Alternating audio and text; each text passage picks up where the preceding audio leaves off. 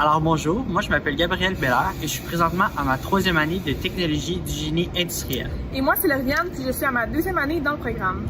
Au cours de notre cheminement scolaire, on a la chance de faire des stages pendant notre été pour mettre en connaissance des cours qu'on a eus en pratique. Oui, nous, c'est dans le domaine de la santé qu'on a eu la chance de faire notre stage cet été. C'était au 6 des Laurentides. Malgré ce qu'on peut penser, le génie industriel, ça a autant sa place dans les services que dans les usines. Partout où est-ce que la productivité, dans le fond, on a un rôle à jouer, puis notre but, c'est tout le temps d'optimiser les processus.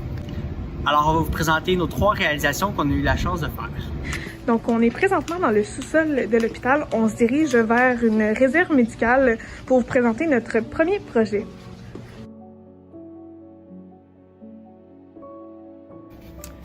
Donc, on se situe aux soins intensifs où est-ce que s'est déroulé un de nos projets qui était de réaménager leur réserve médicale. Pour vous mettre en contexte, avant, c'était pas du tout classé et ordonné comme vous pouvez voir à l'arrière. Souvent, les produits étaient simplement sur des étagères assez mélangés. Ça faisait en sorte que le travail du magasinier qui venait réapprovisionner la réserve était beaucoup plus long. Parce que lui, dans le fond, il devait regarder chaque étiquette, compter s'il manquait un produit et le noter pour ensuite retourner au magasin au sous-sol et le ramener par la suite.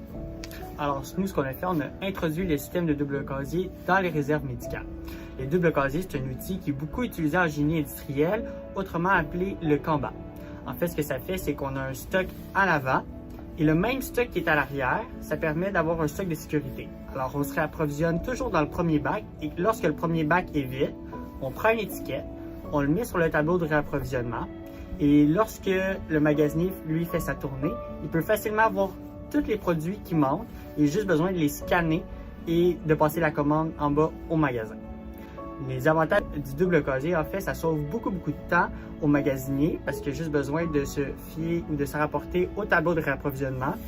Ça assure une rotation des produits. Ce qui fait en sorte que dans le fond, il y a moins de produits périmés. On est sûr que vraiment les produits qui ont une date de péremption, ils retournent à l'avant quand le magasinier vient redéposer le matériel à l'arrière.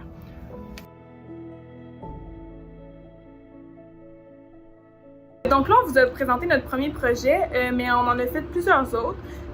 Donc, on a commencé par réaménager leur entrepôt de stock COVID. Donc, toutes les EPI, les masques, les visières, les jaquettes de protection. Donc, c'est ça, on a réorganisé ça parce que c'était assez bordélique. Le plus gros problème dans l'entrepôt centralisé du gouvernement, c'était qu'il manquait considérablement d'espace. Alors, ce qu'on a fait, on a introduit un système de racking qu'on a digéré l'organisation de A à Z. Alors, on a été rencontrer des vendeurs de racking. Nous, on a décidé de choisir Pedlex. Ils nous ont fait des soumissions, puis on a présenté ça à nos patrons. Dans le fond, c'est ça, on a vraiment parti de zéro. Là, les plans de l'entrepôt étaient même pas faits, donc on a dû faire des plans AutoCAD. On a dû planifier vraiment toute l'installation parce qu'on ne pouvait pas vider l'entrepôt puis bâtir le racking. Il a vraiment fallu y aller par phase. Donc ça aussi, c'était vraiment une grosse planification qu'on a dû faire.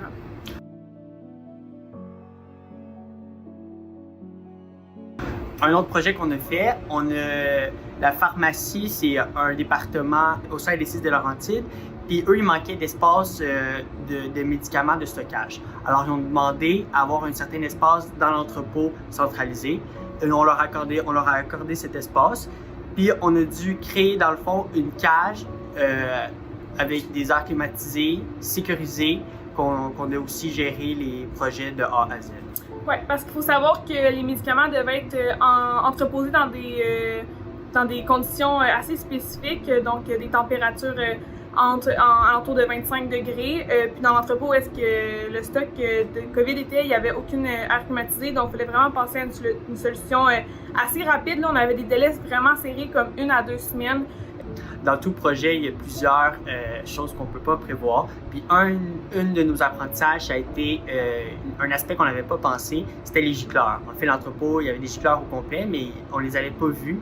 Puis il a dû falloir descendre les lignes de gicleurs. Oui, il y a vraiment beaucoup d'aspects qu'on oublie, puis c'est important d'y penser. Puis ça, c'est vraiment quelque chose qu'on a appris au courant de notre stage.